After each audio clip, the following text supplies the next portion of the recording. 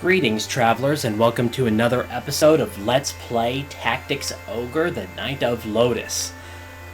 With Beleza, Vespa, Grillis, and Bleat out of the way, it is now time to head to Naja Forest and find out what is happening in this confusing forest of the dead.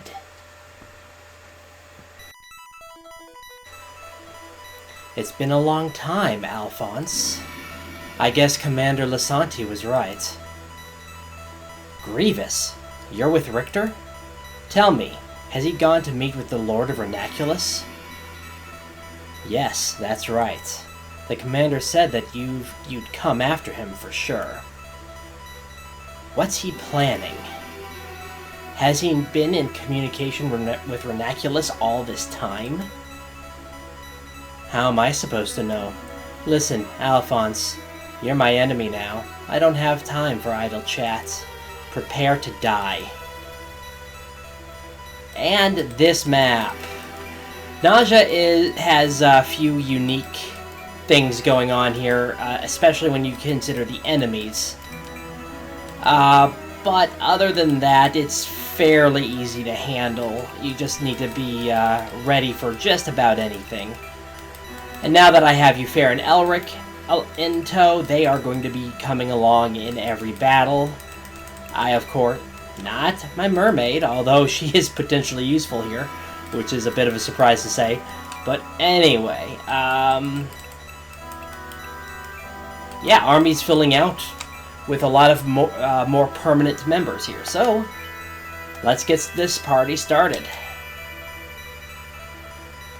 Don't underestimate me. I'm no longer the woman you once knew.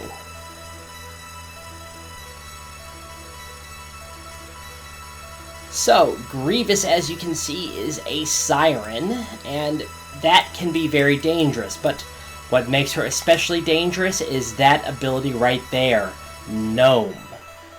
If you let her charge up her MP, she can be devastating, and the witch here, yeah, fluid magic. Get used to seeing that. Now, there are some nice drops from the enemies here, so you will want to make sure that you either pick them up or make sure that they are not picked up by the enemy. Anyway, this map only has random treasures, and there are 4 of them. Number 1, this empty patch of dirt right here. Number 2, this empty patch right here. Number 3, you will need fire magic for, where is it? This patch, right here under the hill. And now that I think about it, I don't think I have anybody with fire magic on my team. Nope, Ufair does. Okay, so Ufair has fire magic. And the 4th and final hidden treasure is going to be right here in this empty patch. So thankfully, there's only one time you need to worry about that. Now, if you remember, I picked up fluid magic, and in Bleat, I actually have it equipped to Alphonse. He doesn't need his MP anyway, so why waste his chance to spread the MP? Now, you do have to have some MP, a minimum of, I believe, 8 to cast it, but it transfers your entire MP allowance. By the way, that's the Warp Shoes in action. I also got I moved, I should say, the greasy boots from Alphonse to Orson, so now he is water walking capable. And I actually did something interesting with Albric here. You'll notice that he has full movement range over water, but he isn't actually water walking, he is floating. So he stays above the water. I got lucky and got a flotation ring quest mode. So he is very useful with that.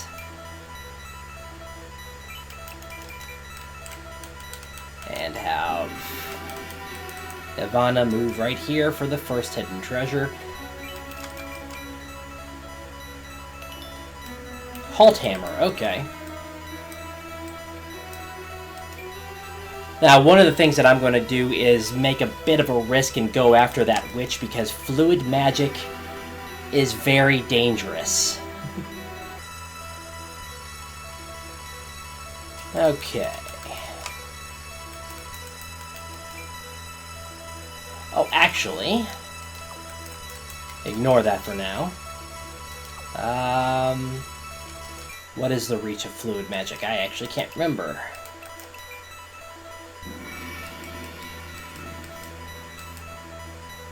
Okay, good long reach. So I'm going to go ahead and move him here. Hopefully get the attention of some knights. And then use fluid out of range. Hopefully I'm still in range.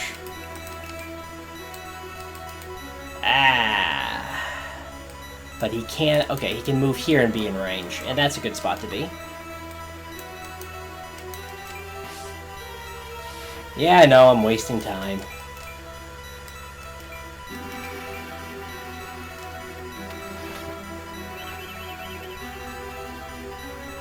And yes, despite the fact that it only requires a certain amount of MP to cast, it still gives full MP transference, which is nice. And one thing that I never use on Ufair, once she's on my team, is energy transference. I just don't care for it. Yep, that'll get it, so...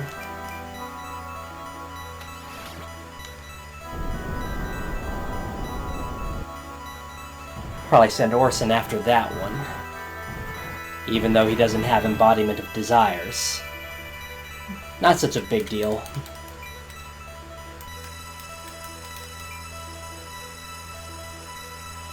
Also, I've been noticing when some of my recordings that there have been some odd audio hitches where, for whatever reason, the audio doesn't record at certain points. I'm sorry, but I can't explain why. So, pardon me if videos continue to display that. Actually, I think I'll have him go after the treasure over here first. Because fluid magic is about to be used.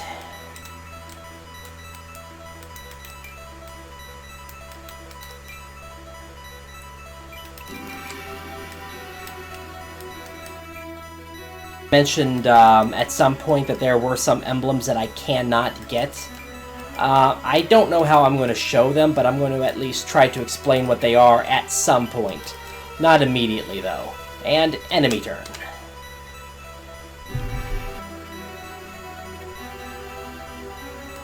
One thing I thought of that actually I should bring up while I'm here. Elric is actually in a very poor element.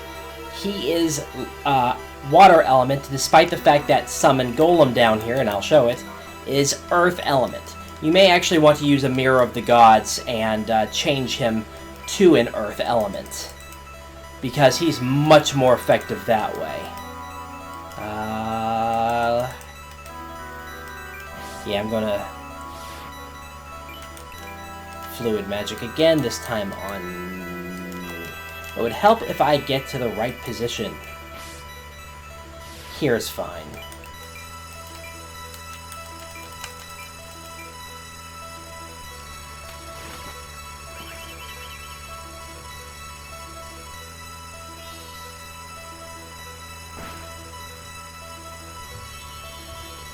But yeah, I don't know why he's a water element, except that he comes with Fenrir as the reward for his stage.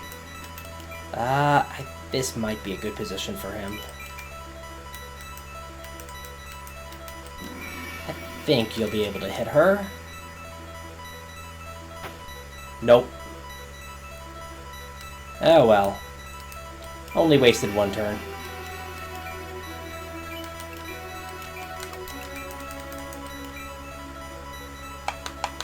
Yeah, that's fair enough.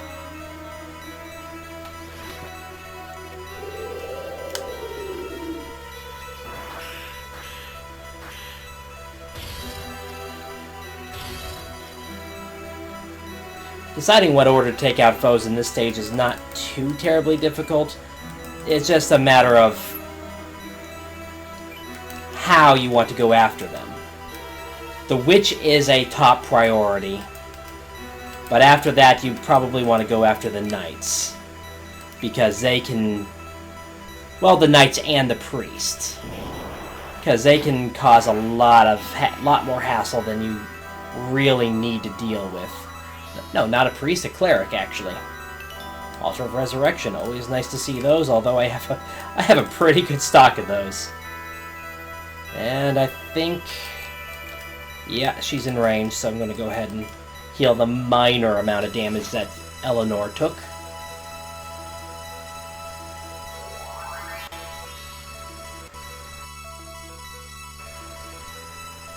And I think I'll show off the proper and improper way of using summons, if I can get in the right range. Salamander... Ah, okay, this is the proper way to use a summon spell. You notice that I'm only targeting one character, and you'll see the reason why now.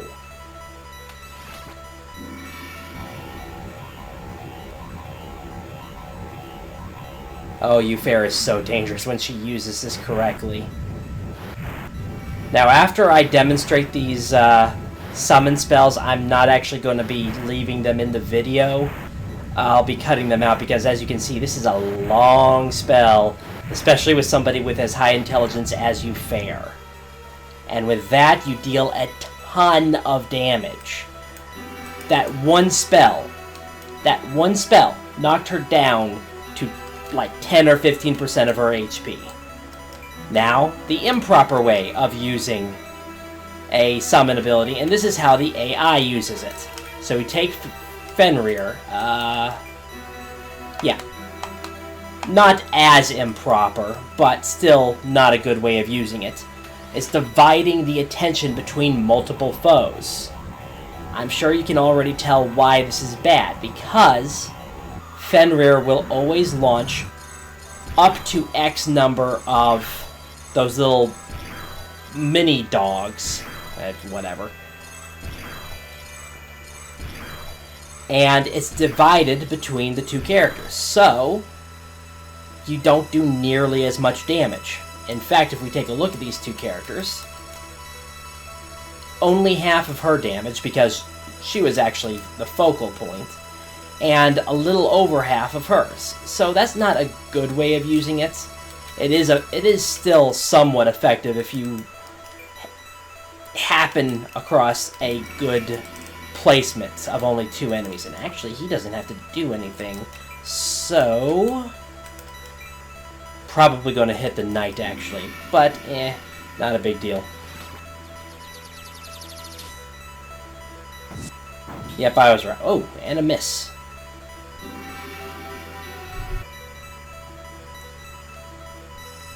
Now, the warp shoes allow Alphonse to do something that I rather do, like taking advantage of when I have the opportunity. Let's see, how are we doing? Not much damage to that knight, that's for sure. And that is being able to slip behind enemy lines, despite the fact that you wouldn't normally be able to. And I think we'll go ahead and take care of this witch, because I don't like fluid magic being used. That is actually something that you'll want to pick up what she drops there. Ivana actually probably took the biggest hit that turn, so...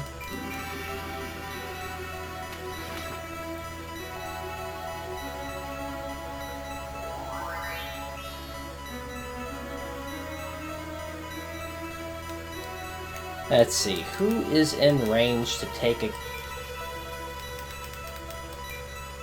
I think this is actually going to be a pretty good idea.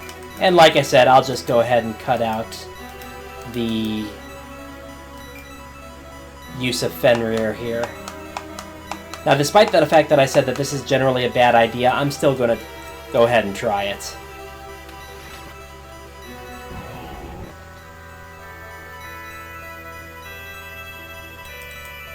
Not as much. Yeah, that was definitely a bad idea.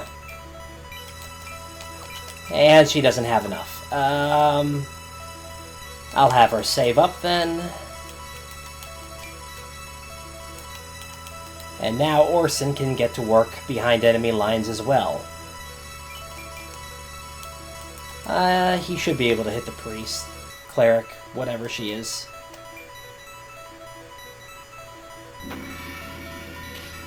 Oh, nice. You blocked it. Wonderful.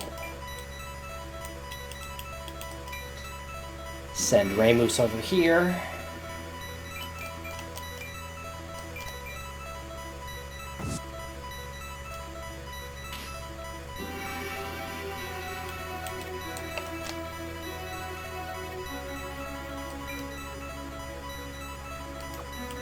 Nah, end my turn.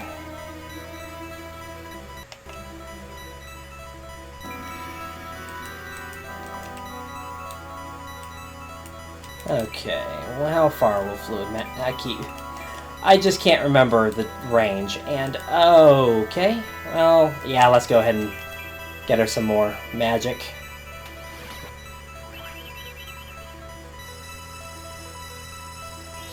Now, in general, most of the treasures that drop from enemies are good enough that you do not want to miss out on them.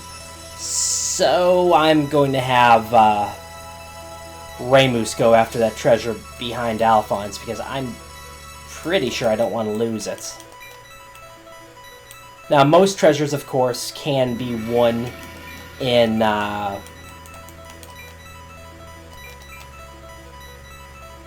quest mode, but if you can get them for quote-unquote free during a map exercise like this, why not? Ah, that's actually a nice little robe there.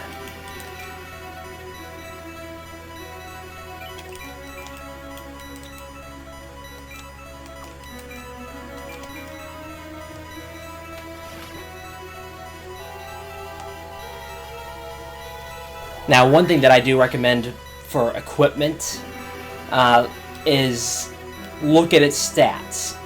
For example, some equipment will be of a particular element. Actually, he can get this.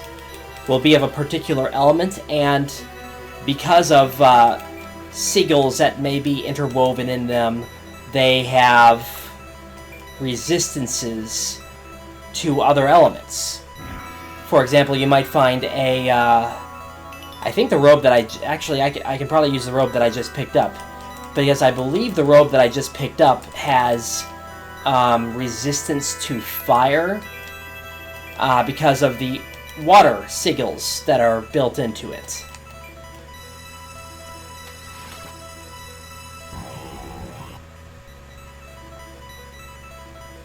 And because of the water sigils built into it, giving a resistance to fire, you might want to give that to Eufair, so she is not as weak to water as she normally would.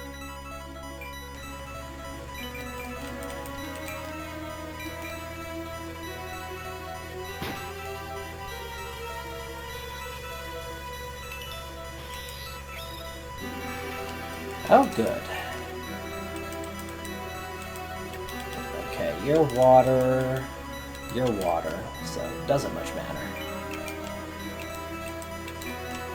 Ice field. Okay, wait, how many MP does she have? She's fine. I'll just have Alphonse use fluid magic or attack. I haven't decided yet.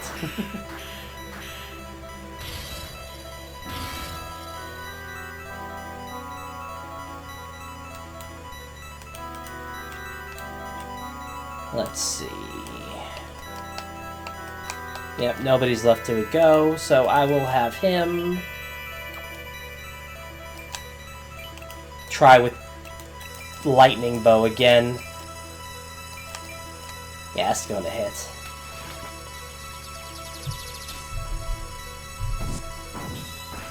And I've got all the treasures. Good.